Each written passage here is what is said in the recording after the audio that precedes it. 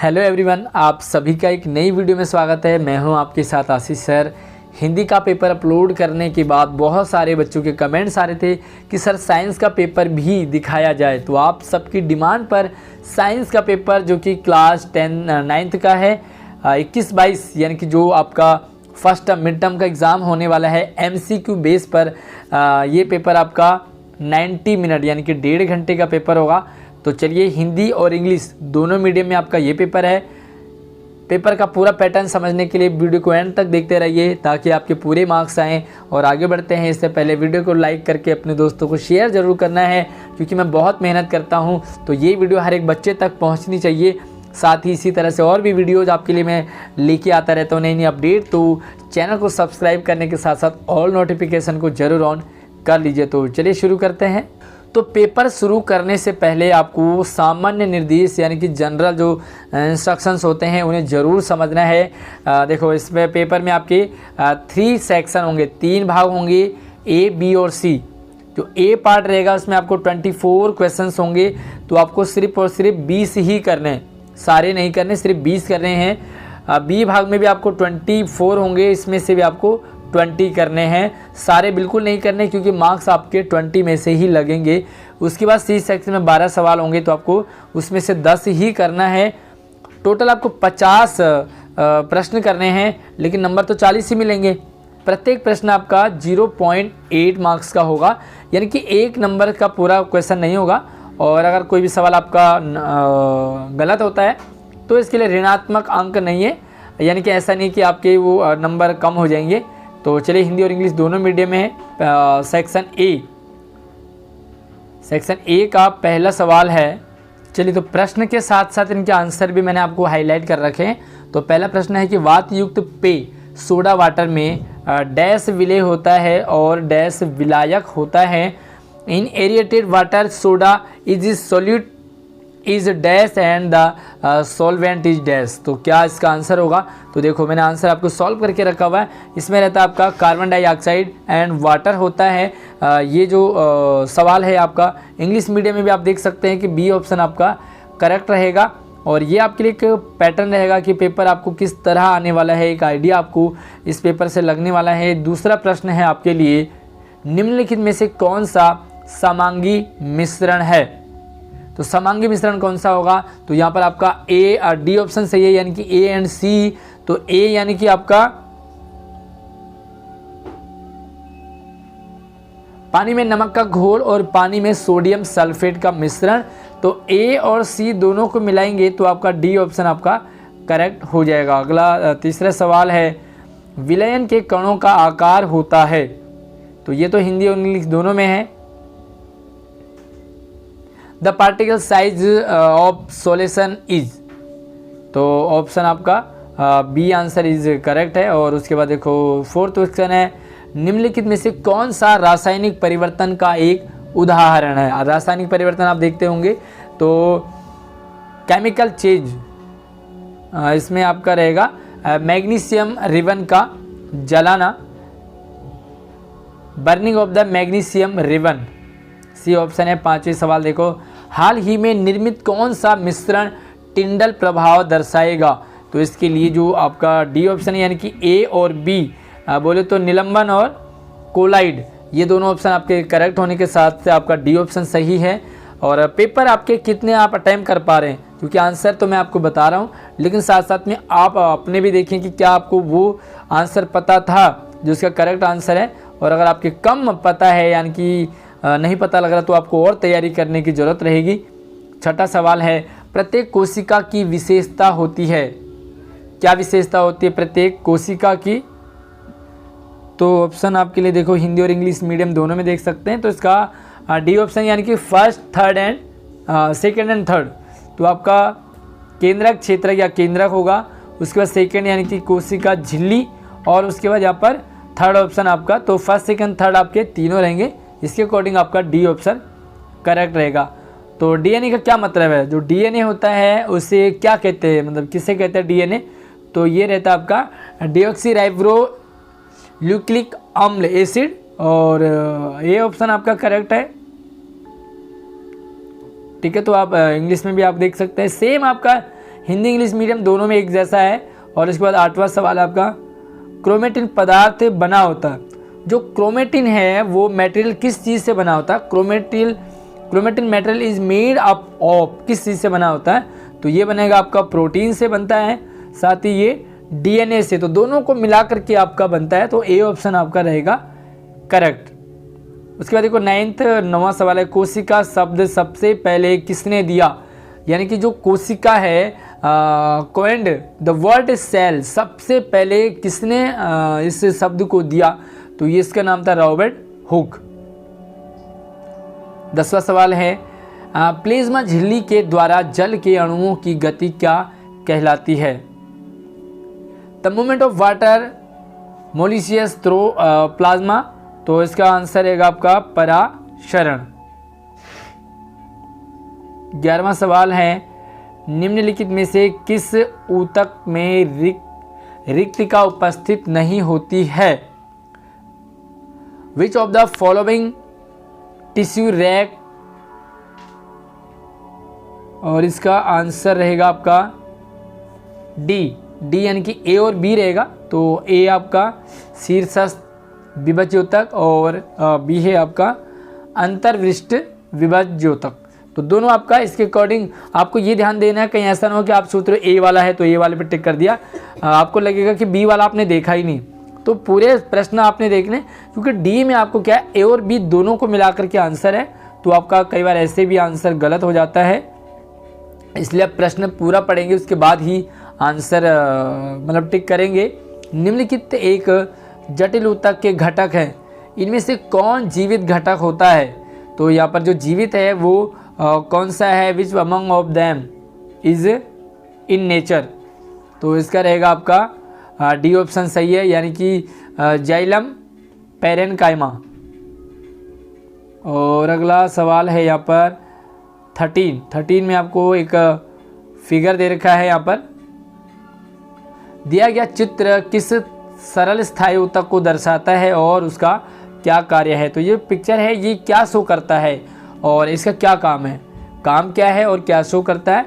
तो इसका B option correct है। इसका जो नाम है वो है पेरेनकाइमा, और इसका काम क्या है? नाम पेरेनकाइमा है और काम क्या है? तो आमतौर पर ये भोजन का संग्रहण करता है, भोजन को इकट्ठा करता है, तो ये इसका काम होता है। 14 देखो, कौन सा सरल स्थायी ऊतक कोशिका विभाजन नहीं करता? तो डाइवर्जन नहीं था, कौन सा है? तो ये रहेगा आपका ला डी ऑप्शन बिल्कुल करेक्ट है। और उसके बाद चलिए 15 देखो 15वां, दिए गए आरेख में 1 2 3 की पहचान है। अब आपको देखो 1 2 3 इसकी पहचान करनी है। अब आप देखो कि इसमें कौन सा ऑप्शन सही रहेगा। और ये जो पिक्चर है आप इससे देख सकते हैं। तो यहाँ पर जो फर्स्ट है ये क्या है, सेकेंड है ये क्या है, और ये थर्ड क्या है? तो आपने इस पिक्चर को देखना है, इस पिक्चर के अकॉर्डिंग ही आपको इसका आंसर करना है। तो थोड़ा सा मैं इसे और खोल देता हूँ ताकि आपको कंप्लीट दिखाई दे। और इसका डी ऑप्शन सही है, क्योंकि निशान मैंने लगाया हुआ टिक कर रखा है। तो आप चेक कीजिए कि ये डी ऑप्शन क्यों है, और अगर आपका सही आंसर आ गया तो वेल एंड गुड, अदरवाइज आप थोड़ा सा और समझिए कि आखिर ये ऐसा क्यों, मतलब ये जो आंसर है वो क्यों हुआ। और 16वां है चाल की इकाई, the unit of speed is. तो स्पीड की यूनिट क्या है? तो स्पीड की यूनिट है मीटर पर सेकेंड। और 17वां सवाल है, तो 17वां सवाल है, वह निम्नलिखित में से किस स्थिति में चली गई दूरी और विस्थापन का परिणाम समान है? चली गई दूरी और विस्थापन का जो परिणाम है वो सेम किस कंडीशन में होगा? तो इसका करेक्ट आंसर रहेगा आपके लिए सी, ओनली 1, यानी कि केवल पहला ही आपका ऑप्शन इसमें करेक्ट रहेगा। और ये हिंदी में है, साथ में से इंग्लिश में भी आप देखें तो दोनों में आपका जो भी मीडियम है आपको समझ आ जाएगा। 18वां सवाल, निम्नलिखित में से कौन त्वरित गति का उदाहरण नहीं है? Which of the following is not an example of ascendant motion? और इसका सही आंसर है डी, स्थिर वेग से गतिमान एक बस। और इसके साथ अगला 19वां सवाल है, 4 कारें हैं आपके लिए A, B, C and D, और साथ ही एक सड़क पर चल रही है चारों, जिनकी गति को उनके समय ग्राफ में दिखाया गया है। तो आप एक ग्राफ देख सकते हैं, ये आपका ग्राफ है और इसमें ABCD 4 गाड़ियां हैं। थोड़ा सा और मैं इसे ओपन कर लेता हूं ताकि आपको ये क्लियर दिखाई दे। इन कारों की गति के लिए कौन सा कथन सही है? तो कौन सा स्टेटमेंट आपका सही रहेगा? तो स्टेटमेंट आपके सामने चारों हैं, आप इन चारों को देखिए एक बार। थोड़ा सा मैं इसे साइड कर देता हूं ताकि आप प्रॉपरली इसे देख पाओ।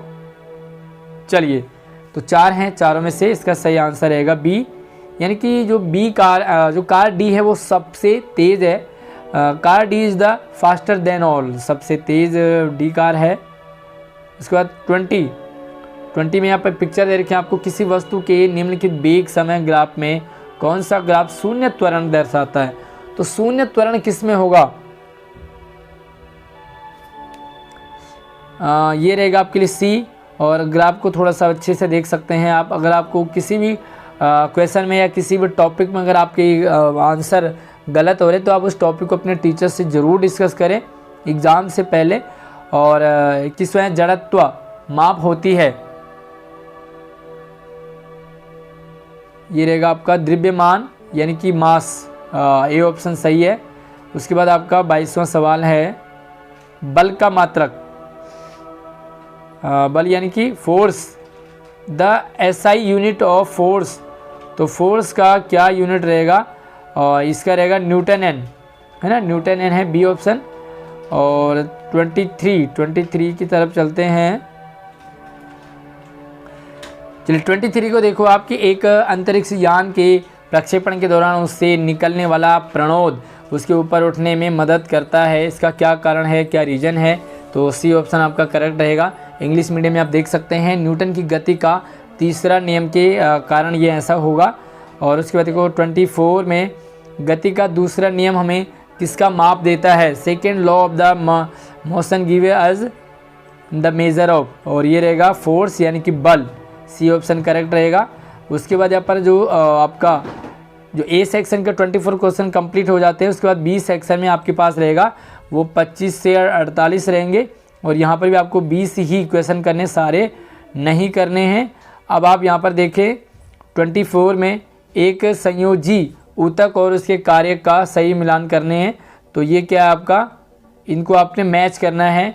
तो कौन सा सही है, यानी कि कौन सा स्टेटमेंट सही है? और इसी को हम सेम इंग्लिश में भी देखें तो आपका इंग्लिश में भी ये है, और इसके अकॉर्डिंग आपका जो डी ऑप्शन है वो बिल्कुल करेक्ट रहेगा। उसके बाद टिंचर आयोडीन मिश्रण है, टिंचर आयोडीन मिश्रण क्या है? Tincture iodine is mixer of, ये रहेगा आपका बी यानी कि ठोस का द्रव्य में, सॉलिड एंड लिक्विड। 27 में भी यहाँ पर आपको एक तालिका दे रखी है, तो दी गई तालिका कॉलम ए का कॉलम बी से मिलान करना आपने, तो ये कॉलम में आप मिलान करेंगे कौन सा सही है। और इसका इंग्लिश मीडियम में आप देख सकते हैं, तो हिंदी और इंग्लिश दोनों आपके स्क्रीन पर है, सोचें आप। और इसके बाद आपका आंसर यहाँ पर है, इसका फर्स्ट ऑप्शन करेक्ट है। उसके बाद आपको 28 से आपको यहाँ पर कथन और निलंबन के बारे में आपको यहाँ पर स्टेटमेंट दे रखा है, तो उसके अकॉर्डिंग आपको नीचे दिए कथन, यहाँ पर कथन दे रखे हैं, तो कौन सा कथन निलंबन के बारे में सही है? तो आपको सही वाला बताना है। और हिंदी में पहले आप देख सकते हैं, उसके बाद आप यहाँ पर देखेंगे इंग्लिश में, और इंग्लिश के साथ ही आपका जो आंसर है, करेक्ट आंसर, वो भी आपकी स्क्रीन पर है, यानी कि सेकेंड एंड थर्ड आपका सही रहेगा। उसके बाद 29 में देखो निम्नलिखित में गलत मिलान है, यानी कि गलत है, यानी कि ये इसके साथ, ये इसके साथ, इसके साथ, इसके साथ, तो कौन गलत है? तो गलत में आपका रहेगा बी, तो बी गलत है। और इसी के साथ ही इंग्लिश मीडियम भी आप देख सकते हैं कि आखिर बी रॉन्ग कैसे है। 30 की बात करें तो 30 आप देखिए कौन सा कोशिका विभाजन वृद्धि के लिए उत्तरदायी होता है? Which type of the cell division is responsible for the growth? तो ये रहेगा आपका ए समसूत्री विभाजन, मिटोसिस, तो मिटोसिस रहेगा। और उसके बाद यहाँ पर जो 31 से आपको कुछ क्वेश्चंस का पैटर्न चेंज रहेगा, और इसे थोड़ा सा ध्यान से समझे आप, क्योंकि अगर आप इसी को नहीं समझ पाए तो आप इसके आंसर गलत कर दोगे।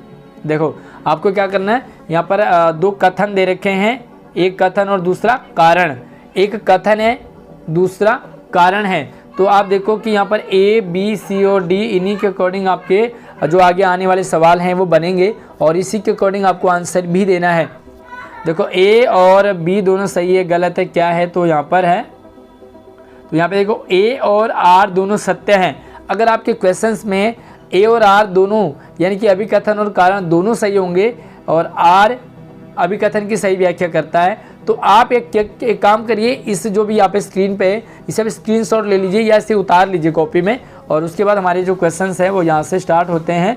अब आपको क्या करना है, 31 में क्या है आपका, तो देखो यहाँ पर अभिकथन है और ये रीजन है। तो यहाँ पे आप देखेंगे तो इसका जो 31 का ए ऑप्शन है, अगर आपने पीछे लिखा है तो आप देखो कि ए ऑप्शन क्यों है, इसमें क्या लॉजिक है, तो यहाँ पर ये लॉजिक वाले सवाल आ जाते हैं। 32 का ए ऑप्शन सही है। इसे थोड़ा सा स्लो कर लीजिए क्योंकि मैं स्पीड में चल रहा हूँ, ताकि आपकी वीडियो ज़्यादा लंबी ना हो और आपको पेपर समझ आ जाए। 33 का सी है और 34 का ए। चाल एक अदिश राशि है और कारण है कि चाल का केवल परिमाण होता है। तो इसमें कौन सा सही है कौन सा गलत है, उसके अकॉर्डिंग आपका आंसर यहाँ पर आएगा। 35 का ये है और 35। अब 36 में आपको एक पिक्चर दे रखी है सॉल्यूशन। देखिए चित्र में RBC को विलेन एक्स में रखा गया है। विलेन एक्स की प्रकृति क्या हो सकती है, तो ये इसका ए ऑप्शन सही है। थोड़ा सा से और मैं क्लियर कर देता हूँ। ए ऑप्शन आपका करिए, यानी कि अपरा शरणदाबी, और ये है आपके लिए 37।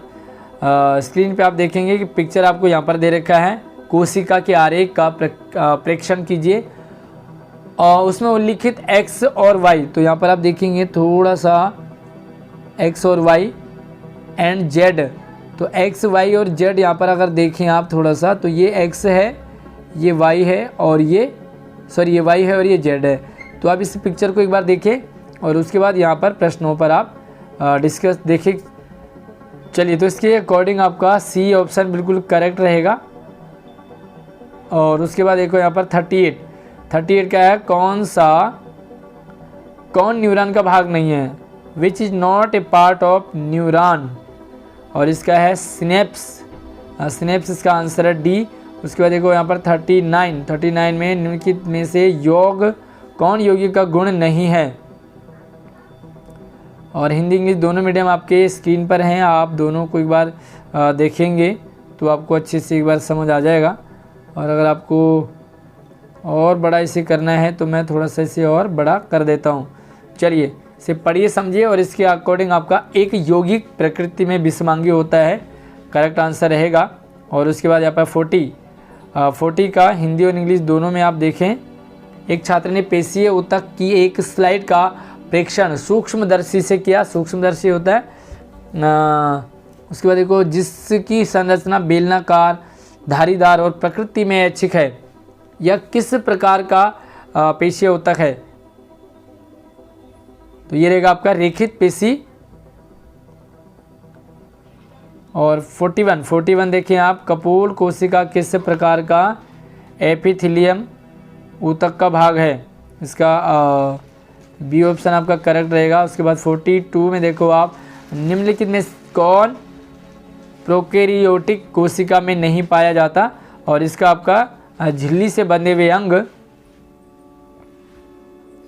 43 निम्नलिखित में बल के बारे में कौन सत्य है, तो फोर्स के बारे में जो सही है वो स्टेटमेंट क्या है, तो आप देखिए एक बार इसे हिंदी में देख लो और उसके बाद हम यहाँ पर देखते हैं इसे इंग्लिश में। और इसके अकॉर्डिंग जो है आपका आंसर रहेगा बी, यानी कि फर्स्ट एंड थर्ड। 44 में डीएनए के क्रियात्मक खंड को कहते हैं, functional segment of DNA are called, क्या कहते हैं डीएनए, तो इसे कहते हैं जीन।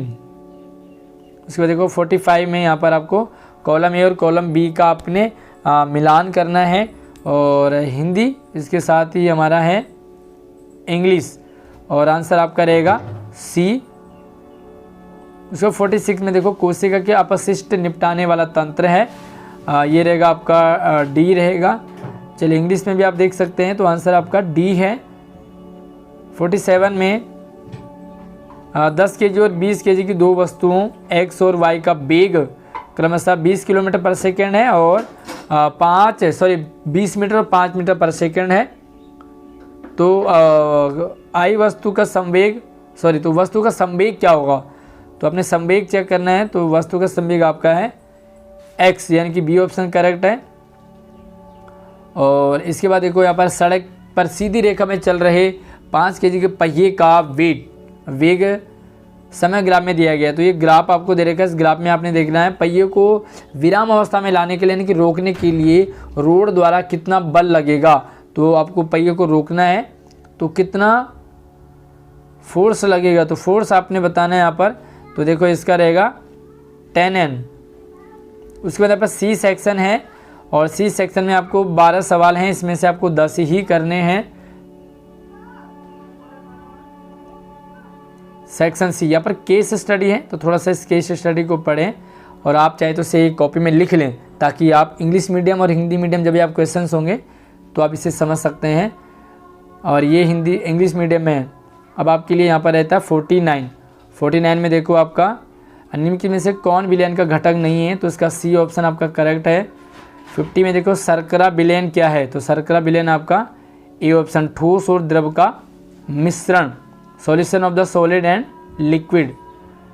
51 की बात करें तो 51 में आपका प्रति इकाई आयतन में मौजूद विलेय की मात्रा, यानी कि ये ऑप्शन करेक्ट है। 52 में देखो उपरोक्त प्रयोग में जो भी ऊपर आपको दिखाया हुआ था उसमें छात्र द्वारा निर्मित विलयन की सांद्रता क्या होगी, तो आपने यहाँ पर इसका है 12.5%। उसके बाद यहाँ पर दूसरा केस स्टडी है आपके लिए, तो यहाँ पर आप देखें इसे पढ़ें समझें, वीडियो को रोक करके इसे पूरा देखेंगे समझेंगे। और उसके बाद यहाँ पर हिंदी इंग्लिश में दोनों में देख करके चाहे तो आप इसे स्क्रीनशॉट ले लें या इसे आप पढ़ लें। उसके बाद देखो 53 में आपका त्वरण बताना है, तो त्वरण क्या आपका एक सदिश राशि है। और 54 में आपका धावक का वृत्तीय पथ पर गमन डैश दर्शाता है, तो ये आपका त्वरित गति। उसके बाद देखो 55 का आंसर आपका रहेगा बी। तो प्रश्न आप पढ़ लें, स्पीड में अगर है तो इसे थोड़ा सा स्लो भी आप कर सकते हैं अपने अकॉर्डिंग। और 56 में आपने वृत्तीय गति त्वरित गति है, क्यों है आखिर वृत्तीय गति त्वरित गति, तो इसका आंसर है गति की दिशा लगातार बदल रही है इसलिए त्वरित गति है। और ये है आपके लिए केस स्टडी 3rd, और इसे आप पढ़ें थोड़ा सा हिंदी और इंग्लिश दोनों में। आप चाहे स्क्रीनशॉट ले लें, वो ज़्यादा कंफर्टेबल रहेगा। और इसके बाद यहाँ पर 57 में आपका है WBC कौन सी कोशिका में प्रतिरक्षा प्रदान करती है, यानी कि विच सेल प्रोवाइड एज इम्यूनिटी, तो इम्यूनिटी कौन सा में प्रोवाइड करवाती है, तो WBC करवाती है। उसके बाद देखो 58 में है प्लेटलेट मदद करती है, प्लेटलेट हेल्प ऑन, तो किस में रक्त का थक्का जमाना, जैसे ब्लड बहता है तो क्या करता है वो हमारे उसमें जगह पे अटक जाते हैं रेड सेल, और वो क्या करते हैं फिर खून बहना रोक देते हैं, बंद कर देते हैं। उसके बाद देखो 59 हमारे शरीर में निर्मित कार्बन डाइऑक्साइड का परिवहन रुधिर की किस कोशिका द्वारा होता है, तो ये है RBC में। और इसी के साथ सबसे लास्ट क्वेश्चन हमारा 60, तो 60 का आपका देखें यहाँ पर एक संयोजी उत्तक में होता है A और B, यानी कि अधात्री भी होता है, मैट्रिक्स भी होगा, और कोशिकाएं आपस में कम जुड़ी होती है, यानी कि सेल आर लूजली स्पेस्ड। तो ये है आपके लिए 60 क्वेश्चन। इसके साथ ही आपके कुछ चित्र पे आधारित प्रश्न थे जो कि आपको 6 अभ्यर्थियों के लिए रहेगा। ये चित्र पे आधारित प्रश्नों की जगह आपको ये करना होगा। तो 13 वाला पिक्चर था, पिक्चर में आपको यहाँ पर आंसर देख सकते हैं आप, तो फर्स्ट ऑप्शन आपका करेक्ट रहेगा ए। 15 भी आपका चित्र वाला था, तो इसका आंसर भी ए रहेगा आपका, शीर्षस्थ विभक्त ज्योतक, और इंग्लिश में भी आप देख सकते हैं। उसके बाद देखो 19 में देखो कौन सा कार तेज है, तो कार सी सभी से तेज है। उसके बाद देखो यहाँ पर 20, तो 20 में आपको वस्तु की विरामावस्था का प्रतिनिधित्व कौन करेगा, तो ये है एक्स अक्ष के समानांतर रेखा, और ये 36 में आपका सी ऑप्शन करेक्ट रहेगा। 37 भी आपका पिक्चर वाला था, तो इसमें आपका सी ऑप्शन करेक्ट है। थोड़ा सा और इसे क्लियर कर देता हूँ मैं। 48 भी आपका पिक्चर वाला था, तो इसमें आपका सी ऑप्शन यानी कि 10N। और ये केस स्टडी से रिलेटेड भी कुछ प्रश्न थे आपके पास। 53 का बी, 54 का ए, 55 का बी और 56 का सी। तो ये हैं आपके लिए साइंस का पेपर। कितना टफ और कितना आसान लगा मुझे कमेंट करके बताएंगे, कितने अटैम्प्ट कर पा रहे हैं। साथ ही और कोई डिमांड रहेगी आपको तो मुझे कमेंट कर सकते हैं, और वीडियो को लाइक करने के साथ साथ शेयर करें। धन्यवाद।